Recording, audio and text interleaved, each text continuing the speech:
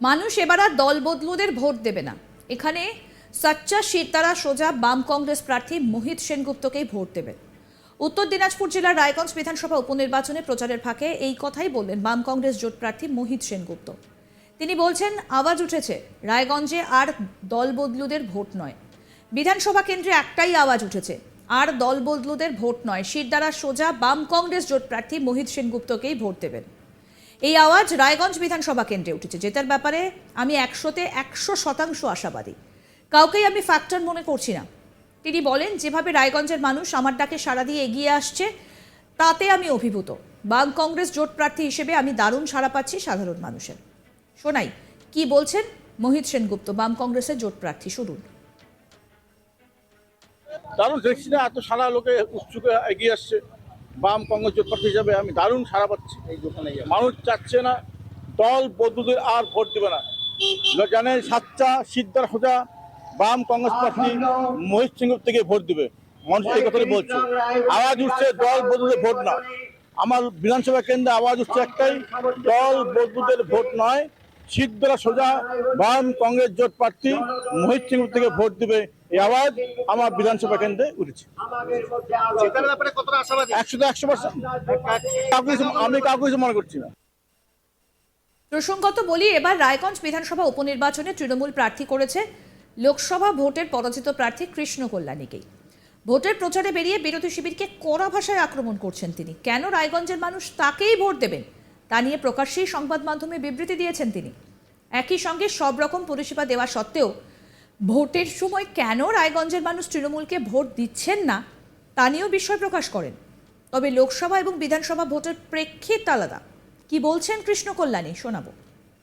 আমাদের ছোট বড় পথ কে নিয়ে আছে, কে কতখানি কাজ করছে, এই কাজের বিশ্লেষণ করে কাজের মেরিটে আগামী দিনে তাদের পদের আপগ্রেডেশন হবে। তাদেরকে মানে কোনো কাজ করব না, বাড়িতে বসে থাকবো, একটা নেতাকে ধরলাম, চামচাগিরি করলাম, ওয়েলিং বাটারিং করলাম আর মাটি স্তরে কাজ করলাম না, ওই দিন ভুলে যান, কোনো পদও পাবেন না আর কোনোদিন জনপ্রতিনিধি হতে পারবেন না। দায়িত্ব নিয়ে বলছি,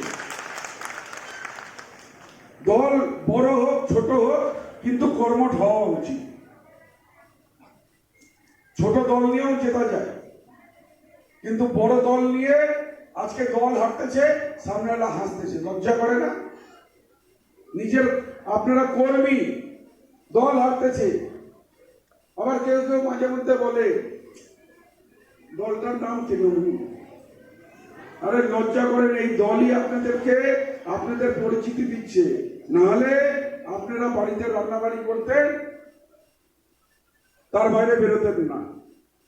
তো দল করছেন, বাড়িতে বাইরে বেরোচ্ছেন, পদ পাচ্ছেন, পরিচিতি পাচ্ছেন।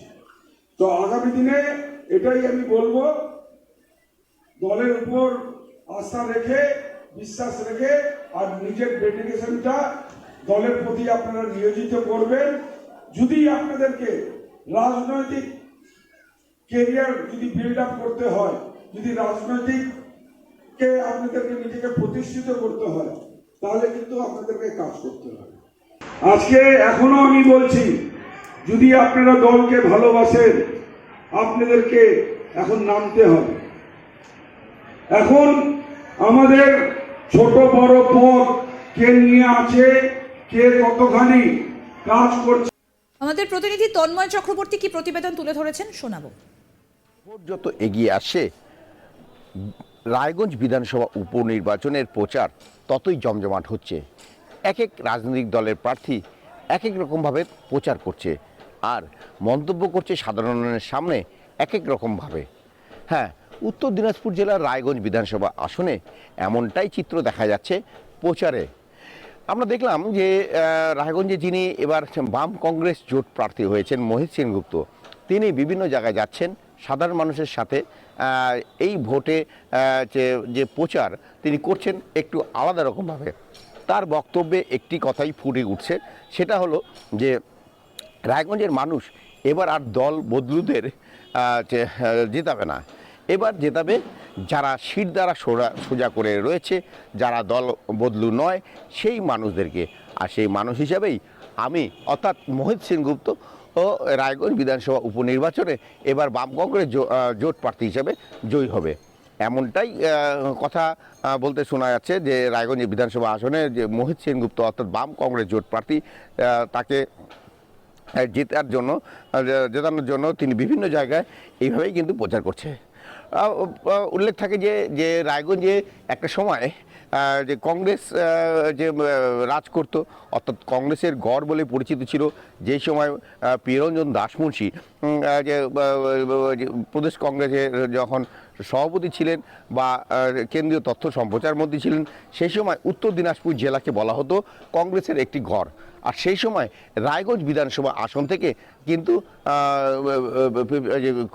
কংগ্রেস প্রার্থী মোহিত সেনগুপ্ত কিন্তু জয়লাভ করেছিলেন। শুধু তাই নয়, মোহিত সেনগুপ্ত ছিলেন রায়গঞ্জ পৌরসভার পৌরপতি এবং তার আমলেই সাধারণ মানুষদের বলতে যায় বিভিন্ন যে উন্নয়নমূলক কাজগুলো সেই সময় হয়েছে। অনেক তাকে টোপ দেওয়া হয়েছে যে তৃণমূল কংগ্রেসে আসার জন্য, কিন্তু মোহিত সেনগুপ্ত বলেন যে তিনি একমাত্র মানুষ যিনি শির দ্বারা সোজা করে রয়েছেন এবং এখনও পর্যন্ত কংগ্রেসেই রয়েছেন তিনি, এবং তিনি কোনোদিনও দলবদলু হবেন না। এবং এইটাই কিন্তু বাম কংগ্রেস জোট প্রার্থী মোহিত সেনগুপ্তর একটা বড় অস্ত্র। আর তিনি বিভিন্ন জায়গায় তাই প্রচারে বলেন যে যাদের শির দ্বারা সোজা রয়েছে সেই মানুষগুলোর মধ্যে আমি একজন রয়েছি এবং আমাকেই এবার মানুষ রায়গঞ্জ বিধানসভা কেন্দ্রের মানুষ ভোটে জয়লাভ করবে। এবং একটাই আওয়াজ উঠছে রায়গঞ্জে যে দল বদলুদের আর ভোট নয়, এবার ভোট বাম কংগ্রেস জোট প্রার্থী মোহিত সেনগুপ্তকেই দিবেন। অর্থাৎ মানে বোঝাই যাচ্ছে যে রায়গঞ্জে কেন্দ্রে যে প্রচারে যে নানান রকমভাবে যে ঝড় উঠছে তা কিন্তু মোহিত সেনগুপ্ত কথায় কিন্তু পরিষ্কার বোঝা যায়। এখানে কিন্তু একটা কথা না বললেই নয়, সেটা হচ্ছে রায়গঞ্জে এই যে সম্প্রতি যে লোকসভা নির্বাচন হয়ে গেল তাতে কিন্তু রায়গঞ্জে কংগ্রেস খুব একটা ভোট না পেলেও এখানে যে রায়গঞ্জ লোকসভা কেন্দ্রে সেখানে কিন্তু কংগ্রেসের কিন্তু একটা ভালো মার্জিন অর্থাৎ যে ভালো ভোট কিন্তু যে পেয়েছিল হচ্ছে বাম কংগ্রেস জোট প্রার্থী যে আলী ইমরান নওয়াজ। আর সেই ক্ষেত্রে কিন্তু মানে হচ্ছে বিজেপি কিন্তু এই আসনে কিন্তু মানে যেহেতু মুসলিমদের একটা অংশ তারা হচ্ছে ভোট দিয়েছিল ওই যে কংগ্রেসকে, সেহেতু কিন্তু এখানে কিন্তু বিজেপি প্রার্থী কিন্তু কার্তিক চন্দ্র পাল অনেকটা ভোটে কিন্তু এখানে জয়লাভ করে এবং তারপরেই কিন্তু এখানে বিধানসভা উপনির্বাচন হয় এবং সেই উপনির্বাচনে কিন্তু বাম কংগ্রেস জোট প্রার্থী হিসেবে রায়গঞ্জে কিন্তু দাঁড়ান মোহিত সেনগুপ্ত। অপেক্ষা করতে হবে আগামী 10ই জুলাই অবধি ভোট কেন্দ্রে এবং তার ফলাফল 13ই জুলাই আমরা সেই শেষ পর্যন্ত আমরা 13 জুলাই আমরা জানতে পারবো যে রায়গঞ্জ মানুষ কি করে। দেখতে থাকুন আজ তাক বাংলার ইউটিউব চ্যানেল।